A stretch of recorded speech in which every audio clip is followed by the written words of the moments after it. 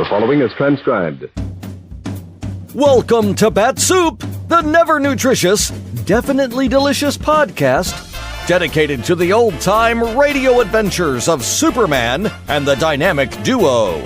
Buckle your utility belts for lots of impatient pacing, plenty of evasive replies, and justifiable paranoia galore. Before we get to today's adventure, let's pause for this important message. We've been getting your letters, gang, and the verdict is in. Everyone is loving these new and improved Bat-Supers membership kits. What with the old standby items from the original membership kits, plus all the new stuff like the handy guides on electronics and using high voltage to wire the Batcave. But one thing we're seeing over and over is the question, what's the Petri dish for? Well, fellows and girls, that little Petri dish is part of a great big surprise. Now, we're not going to spoil it for you just yet, but we do want to commend you, that means to give you lots of kudos, gang, on your keen observation skills and your inquisitive natures. That means your natural curiosity. We'll also give you a little advice. You might want to clear off a spot on your bedside table to put that little Petri dish, because coming soon to specially marked cans of never nutritious, definitely delicious Bat-Supe, there might be a little something you'll want to put into that little dish. Yes, sir. Having a top-flight military contractor, codenamed Slingshot, providing our new swell prizes means that you'll be getting some really high-level stuff, gang, as if you couldn't already tell in our nifty new Bat-Supers membership kits. Remember, all you have to do to get one is either fill out and mail in the forms under the labels of Bat-Supe, or pop into your local police department and get one there while supplies last. Bat-Supe, available wherever fine podcasts are sold. Sometimes a problem isn't what you think it is.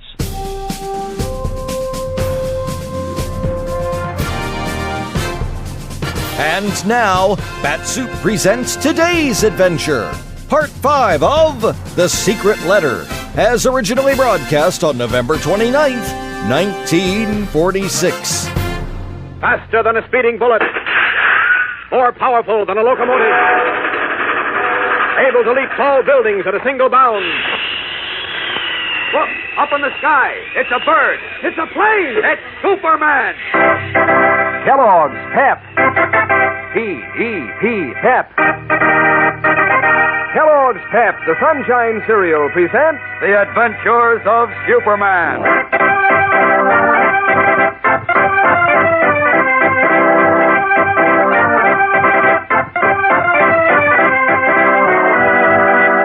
Today, as Superman continues to search for the letter revealing his double identity, he unwittingly places a friend's life in jeopardy.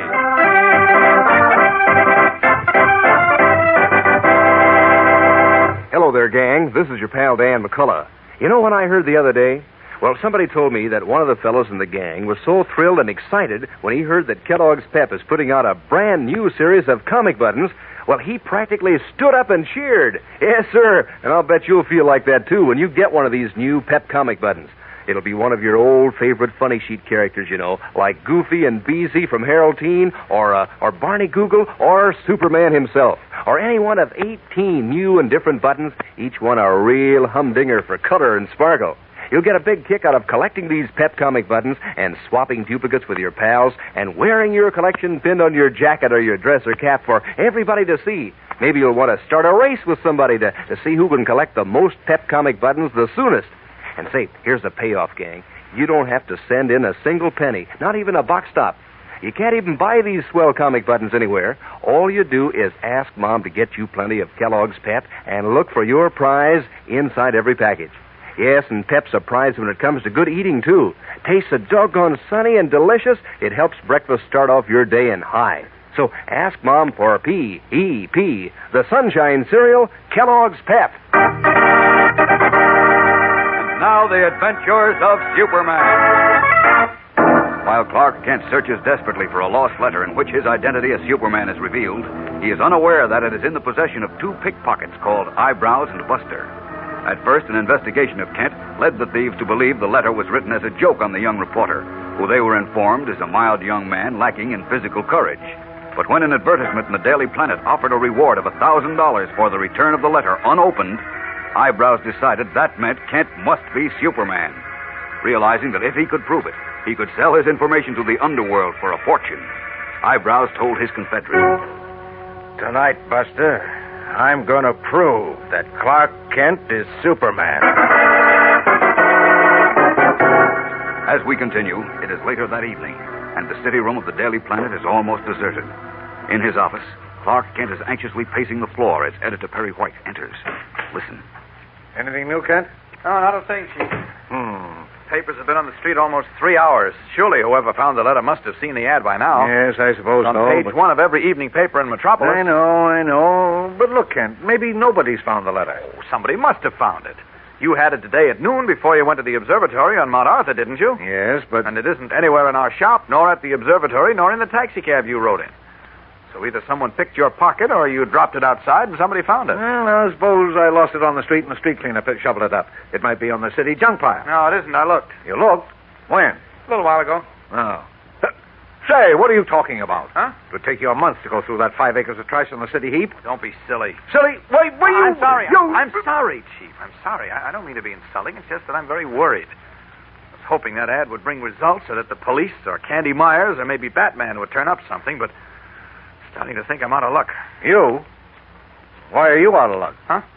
Oh, I mean Superman is. Now, listen, Kent. I've been giving this matter a great deal of thought, and I still can't figure it out. Of course, I have no idea what could be in that letter, but whatever it is, I can't see how it could harm Superman.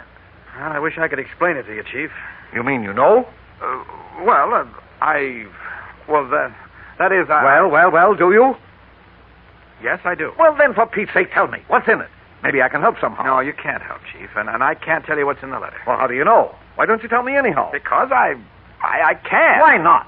Did Superman swear you to secrecy when you were up on the planet Apollo with him? I suppose that's one way of putting it. Oh, what kind of an answer is that? Either he did or he didn't. Well, he... Now, look here, Kent. All this is beginning to sound cockeyed to me. But I'm getting a sort of strange idea, too, about just you. a minute, Chief. Maybe that's about the ad. Hello? That you, Clark? Yes, who is it? Well, this is Bruce. Who? Bruce Wayne. You know, Batman. Oh, hello, Bruce. Oh, sorry, didn't register for a moment. Look, have you had any luck? Well, no, but... No, who's that? Bruce Wayne. Listen, that playboy. I've thought of something that may be very important. Can you come over here? Well, I don't know. Somebody might come in yet in answer to the ad, and I think I should be here in case... Look, leave word you're with me at the Boulevard Club. If anybody shows up, the switchboard girl can phone you, and you can hop right back as super... Well, you know what I mean. Well... It's really important, Clark. Okay, then. I'll arrange things here and be right over. Good. You'll find me in the dining room.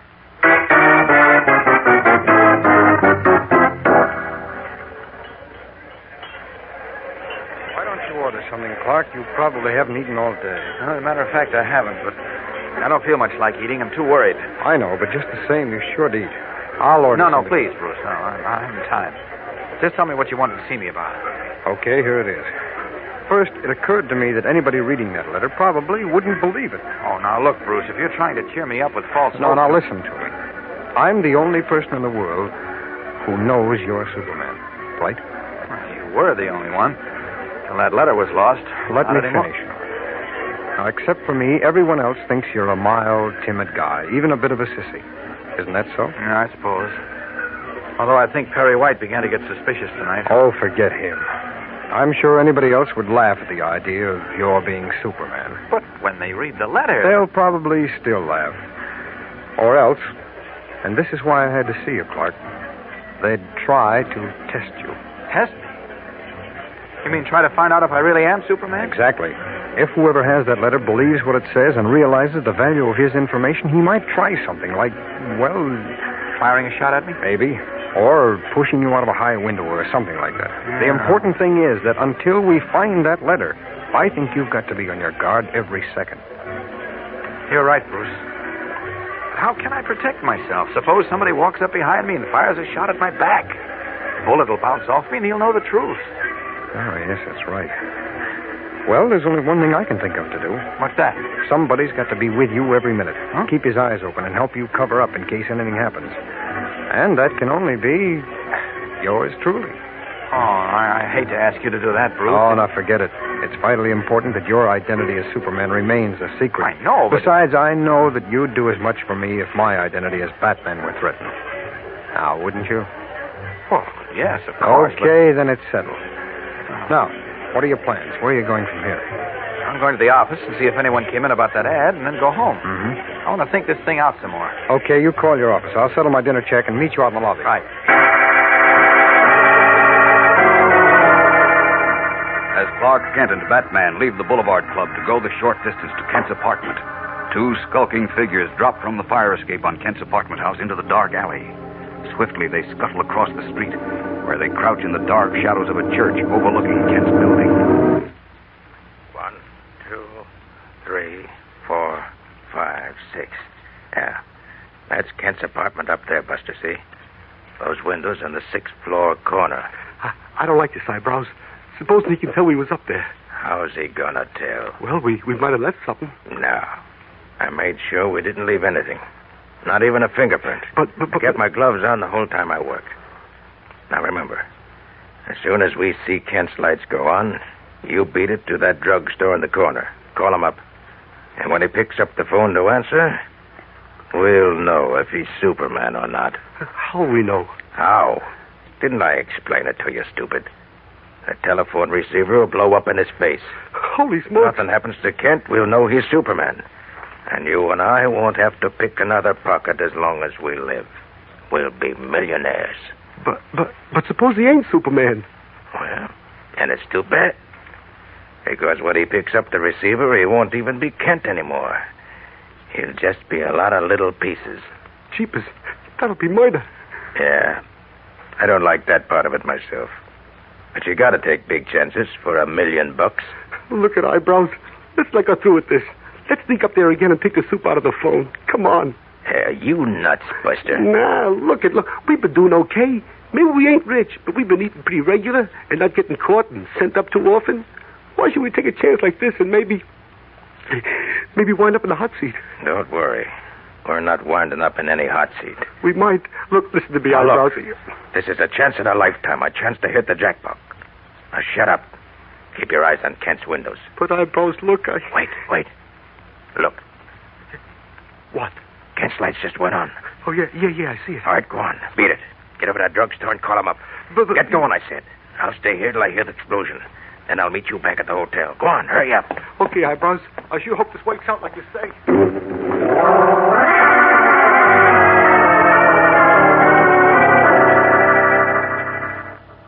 Okay, Eyebrows. I sure hope this works out like you say.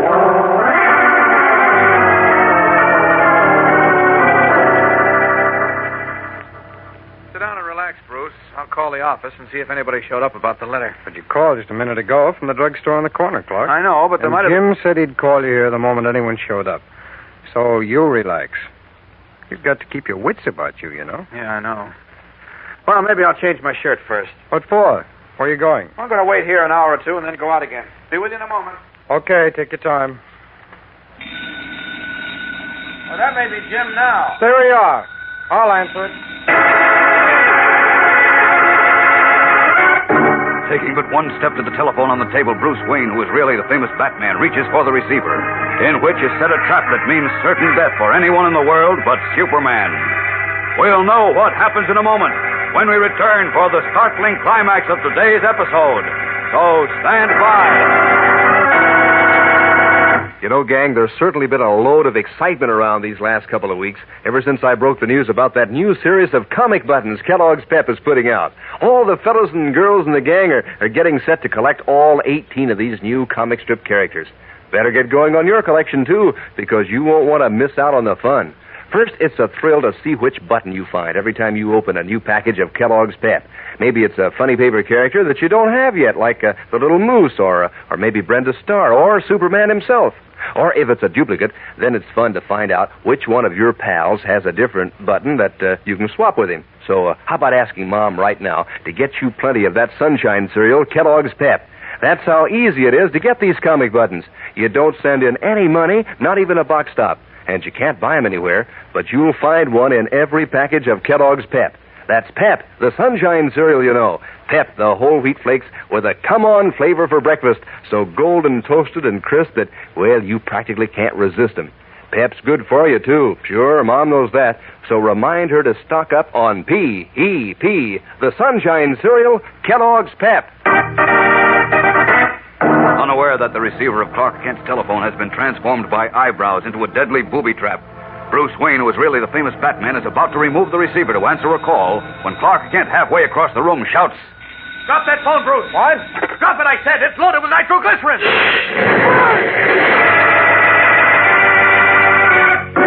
Clark Kent's X-ray vision perceives the explosive in the receiver, and he leaps forward. A deafening explosion rocks the room.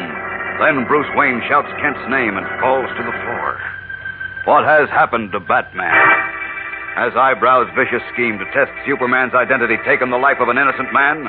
A man who stands almost as high in service to humanity as the Man of Steel himself? Don't miss Monday's smashing episode. Tune in, same time, same station.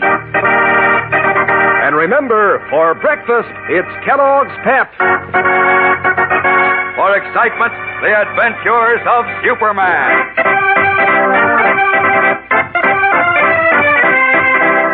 Superman is a copyrighted feature appearing in Superman DC comic magazines and is brought to you Monday through Friday at the same time by Kellogg's Pep, the Sunshine cereal. Think of the wonderful toasty things that taste good on a frosty morning, and you think of something crisp, crunchy, crinkly.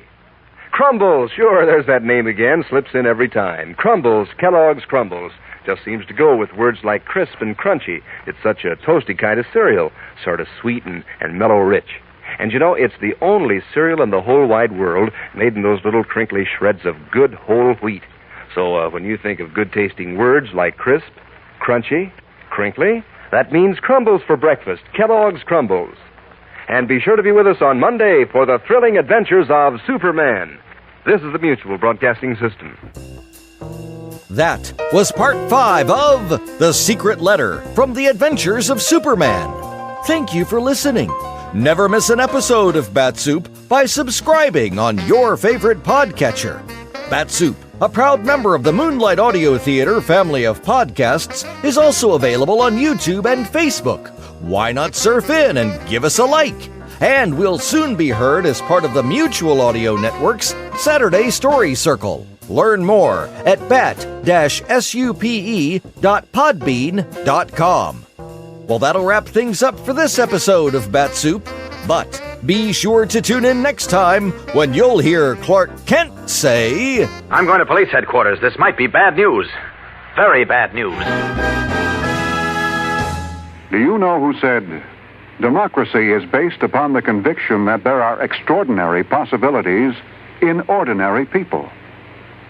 Those words came from the American religious leader, Harry Emerson Fosdick. From the earliest days of the United States of America, there has been the sentiment that the average person can achieve an important goal if he is given an environment in which he can develop his capabilities to the fullest extent. An environment in which the individual is given the rights and privileges that he needs for development. It is the duty of every American to protect and stimulate this environment. Remember the words of Harry Emerson Fosdick. They are part of your American heritage. The extraordinary possibilities of ordinary people are inherent in American democracy.